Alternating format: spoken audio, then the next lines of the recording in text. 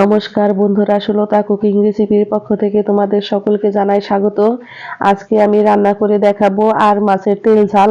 আর মাছের তেল ঝাল এত মজার হয় যে ঘরে থাকা উপকরণ দিয়ে তোমরা খুব সহজে বানিয়ে নিতে পারবে। আমি মাছটাকে ভালো করে ধুয়ে নিয়েছি আর মাছটাকে আমি জল ঝরিয়ে নিয়েছি। এর মধ্যে আমি দিয়েছি স্বাদ মতো লবণ, হলুদের গুঁড়া, মরিচের গুঁড়া, ধনিয়ার গুঁড়া, আর দিয়ে দিছি অল্প পরিমাণে একটু সরিষার তেল। আর তেল দিয়ে এভাবে মশলা দিয়ে ভালো করে মাছটা মাখালে তোমার মাছটা খেতেও হয় ভীষণই মজা। কড়াইতে আমি পর্যাপ্ত পরিমাণে সরিষার তেল দিয়েছি। আমি সরিষার তেল দিয়ে রান্না করব। তোমরা যে যে তেল খাও সেই তেলই ব্যবহার করতে পারো। আমার কড়াইতে তেল গরম হয়ে গেছে। এখন একে একে আমি দিয়ে দিচ্ছি মাছগুলো। আর মাছগুলো দিয়ে আমি ভালো করে ভেজে নিব।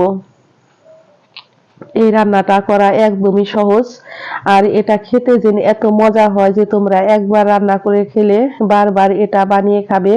এটা এত ভীষণই মজার। তোমরা এটা যে কোনো মাছ দিয়ে করতে পারো। আমার মাছগুলো ভাজা হয়ে গেছে। আমি এখন মাছগুলোকে তুলে নিব।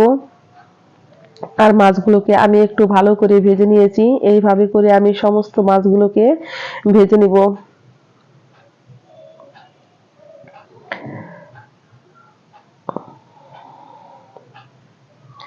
আমি একটা মিক্সিং বোল নিয়েছি। এর মধ্যে আমি নিয়েছি হলুদের গুঁড়া, মরিচের গুঁড়া, ধনিয়ার গুঁড়া, হাফ চা চামচ লবণ। সমস্ত উপকরণ একসাথে আমি দেখো মিশিয়ে নিব। এখন এর মধ্যে আমি দিয়ে দিব সরিষার তেল। আর তেল দিয়ে এইভাবে যদি তোমরা মশলাটা মাখো তাহলে তোমাদের এই তেল ঝাল খেতে হয় ভীষণই মজার। কারণ এই রান্নাটা শিখেছি আমি মুক্তা কাকির কাছ থেকে।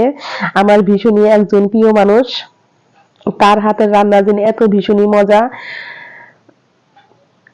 আমি তেল ঝাল বানানোর জন্য দেখো নিয়েছি মশলা, গোটা জিরে, 4টা শুকনো লঙ্কা, আদা, টমেটো, কাঁচামরিচ। এখন সমস্ত উপকরণ আমি এটাকে বেটে নিব। মাছ ভাজা তেলের মধ্যে আমি দিয়ে দিচ্ছি আর একটু অল্প পরিমাণে তেল। এর মধ্যে আমি দিয়ে দিয়েছি একটা শুকনো লঙ্কা। এখন দিয়ে দিব একটা তেজপাতা।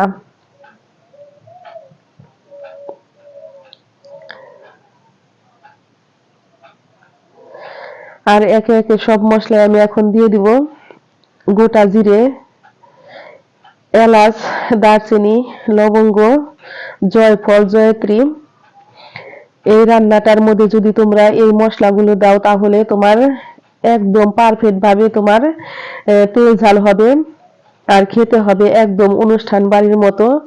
এটা যে এত ভীষণই মজা, তোমরা না খেলে কেউ এটা বিশ্বাসই করবে না। আর এই রান্নাটা যদি তোমাদের ভালো লেগে থাকে তাহলে অবশ্যই অবশ্যই একটা লাইক দিতে ভুলবে না। যারা আমার নতুন বন্ধু আছো তারা আমাকে একটা সাবস্ক্রাইব করবে। দেখো একে একে তেলের মধ্যে আমি সমস্ত মশলা দিয়েছি। এখন আমি বেটে রাখা মশলাগুলো দিয়ে দিব তেলের মধ্যে।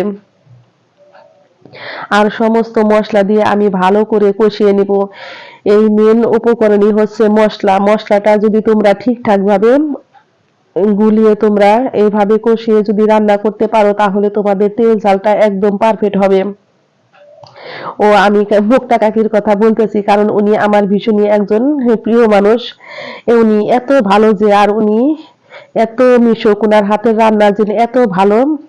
তোমরা অবশ্যই এই রান্নাটা খেয়ে আমার কাকির রান্নার উপকরণ কেমন হয়েছে অবশ্যই আমাকে কমেন্ট বক্সে জানিও।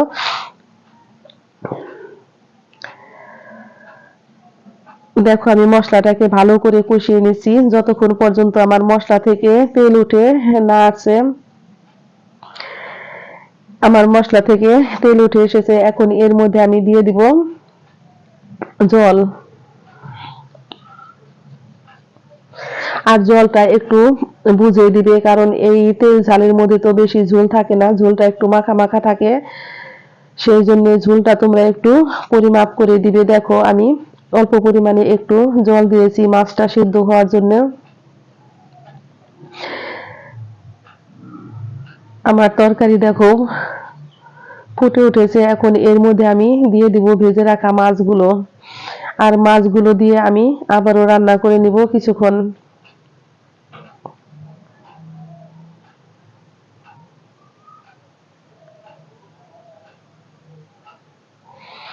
আমি এখন দেখে নিচ্ছি আমার লবণটা ঠিক আছে কিনা। হ্যাঁ, আমার লবণটা একদম পারফেক্টই আছে। আমি এর মধ্যে এখন দিয়ে দিব গরম মশলার গুঁড়ো আর জিরার গুঁড়ো।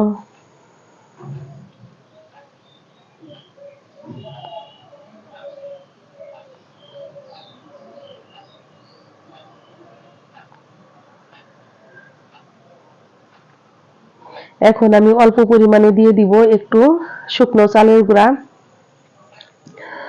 শুকনো চালের গুঁড়াটা দিলে কি হয়, তোমার তরকারিটা একদম মাখা মাখা হয় আর খেতেও ভীষণ ভালো লাগে।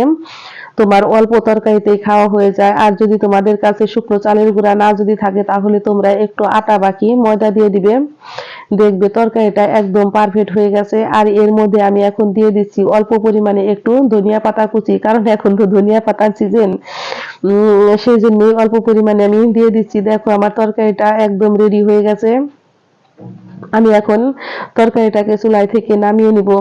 আর দেখতেই পাচ্ছ, দেখো কত সুন্দর কালার এসেছে।